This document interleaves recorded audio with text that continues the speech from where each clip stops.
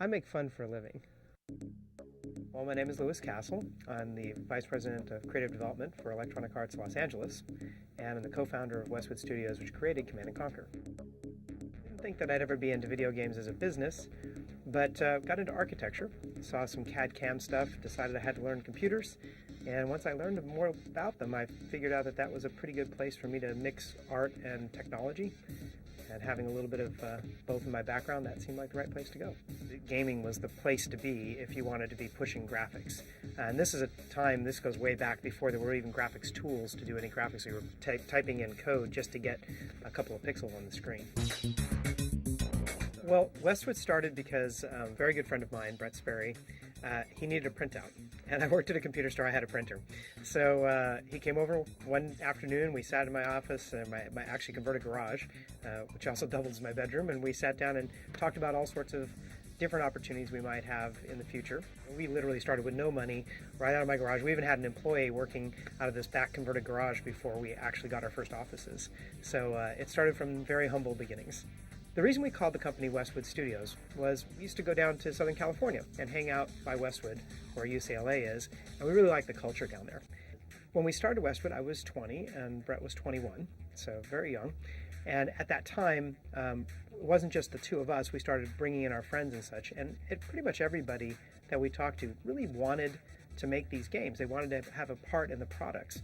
But by and large, you couldn't find a place in Vegas anyways that was really willing to put them first. Everybody was looking to, like I said, try to take them and exploit them to some extent, to use their time and energies and just try to grind a game out of them, versus really giving everybody a chance to grow and become true craftsmen. And that allowed a company like ours, which really focused on fine arts and music and the things that we would call now production values, we really saw those as being very important to games. And at the time, that, believe it or not, was pretty revolutionary thinking. Most people really focused on, didn't matter what the game looked like as long as it had the sort of core mechanics to make it fun. We would hire people with absolutely no computer experience at all.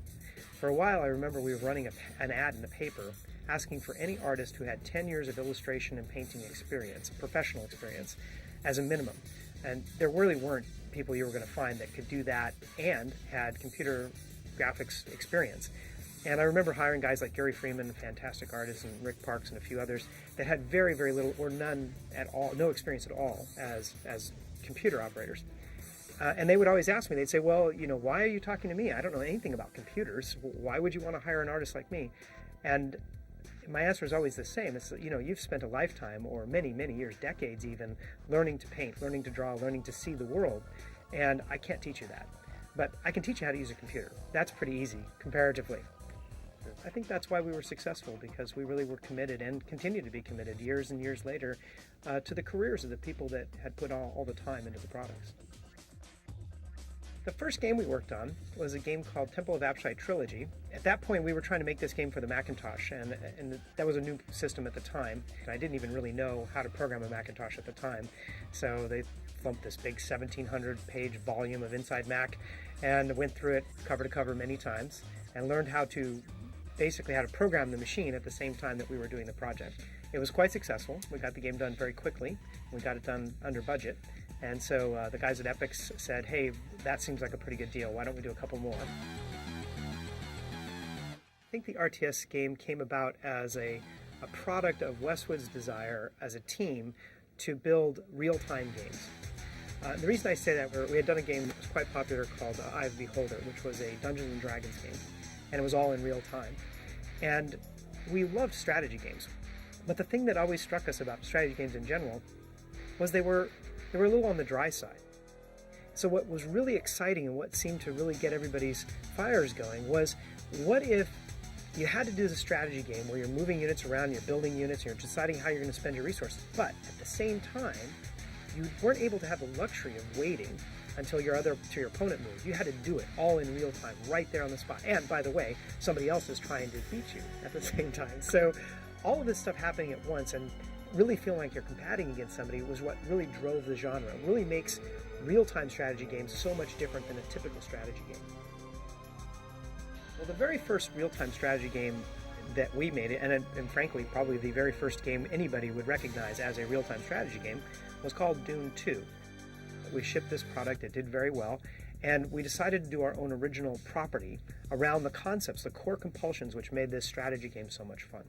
Sources indicate that GDI terrorists were convinced that this simple hamlet was involved in the manufacture and shipping of Tiberium. When will this madness end? Only one General Shepard and his vision of one world order is stopped.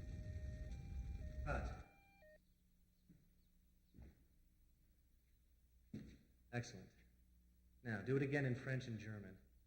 I want 300 copies made and sent to every TV station in Europe. We have the satellite for another 10 minutes. Is that camera still running? If we want to live in a different world. With Command and Conquer, what we did was we took this idea of this real-time strategy, the pressure of having to make these strategic decisions, and we wanted to put it into a context which was really accessible to that day. But the story of CNC really came about the conflict between good and evil, and to cast that evil character at the time, we really wanted to reach into what was at the heart of most people's fears. And at the time, we weren't afraid of the Soviets or anything else. We were very much afraid of, the world was afraid of terrorism. And Brett and Edie and Joe came up with this great story idea of, why don't we take this really charismatic, megalomaniacal guy who would gather together a bunch of terrorists and create an organization and take on the world. And of course, that's what CNC is all about, this terrorist organization called the Brotherhood of Nod. And of course, if something existed like that, the world would have to react. And so all the Western nations got together and created this GDI, Global Defense Initiative, to combat Cain and the Brotherhood of Nod. This was back in 1995, many years before we have ourselves in our current geopolitical situation. So it was a bit of fortune telling, as it were, and I think that's what made it resonate with people, and that's what really made Command and Conquer mean something to people, because it felt like it could happen any day, and of course it did.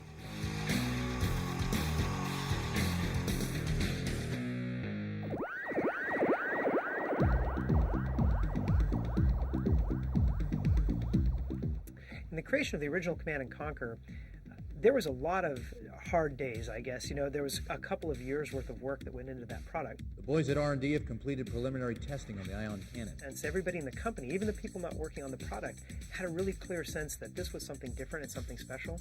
So we were inspired, I think, in ways that you can only be inspired of by just a passion and a love of the business, to really stretch, to really push ourselves.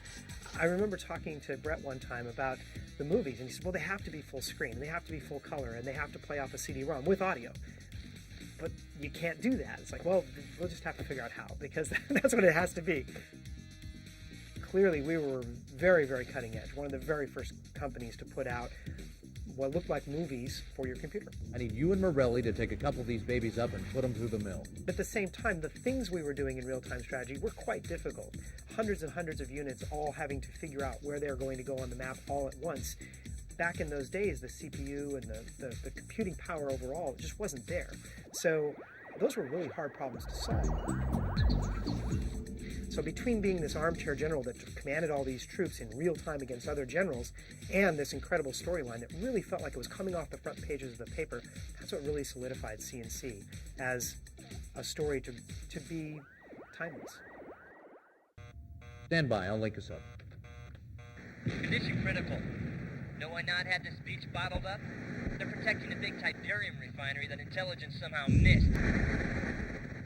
We need backup now.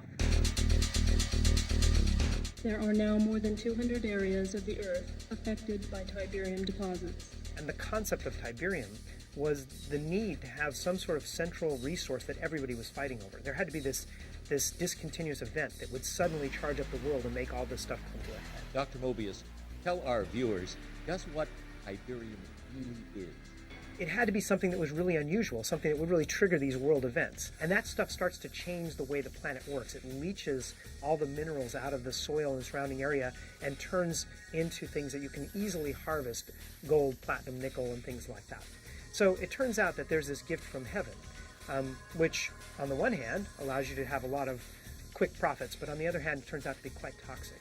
And that's the nice dichotomy of Command and Conquer. We have this really sort of heroic figure who turns out to be a villain. We have these people who claim to be trying to do the right things, which kind of feeling a little on the military side, and this never really feeling like anybody's completely right or completely wrong.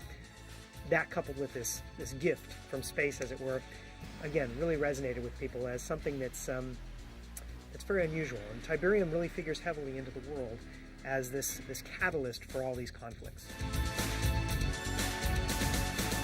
And that was why Tiberium was created, was simply to have something to fight over. The possibilities of Tiberium are limitless. Your efforts have landed us here, my faithful friend. The temple is complete, and we are about to embark upon our greatest exploit. When Command & Conquer 1 was shipped, we were only about 60 people, and we were working on 3 projects. So we were doing an awful lot of stuff with very few people. We had put about 3 years of work into that project, and probably about 60 man-years, which was just an enormous amount of effort. And at the time, a lot of people didn't think that the game had a lot of possibilities. We had original forecasts in tens of thousands of units, like 60,000 units, versus the 2+ million that we sold. So it was quite a leap of faith to get that product out. Now, once we actually showed it to the public, once we saw the people's eyes light up, once we saw them playing, I think everybody kind of got a hold of the idea that this is something really different, something special, something big.